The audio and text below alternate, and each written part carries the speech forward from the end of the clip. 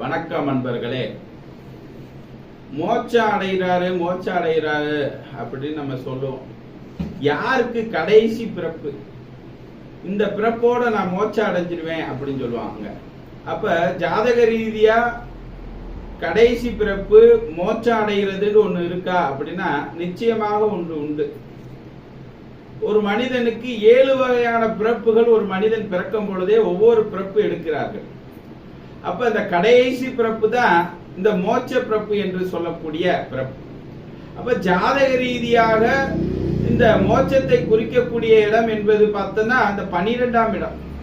இந்த 12ஆம் வீட்டில் கேதுவோ அல்லது குருவோ அல்லது சேர்ந்திருந்தாலோ அல்லது கேதுவை குரு பார்த்தாலோ அவர்கள் மோட்சம் அடையக்கூடிய தன்மை உருவாகும். இதான் அவர்களுக்கு கடைசி பிறப்பாக அமையும். அன்பர்களே, நன்றி, வணக்கம்.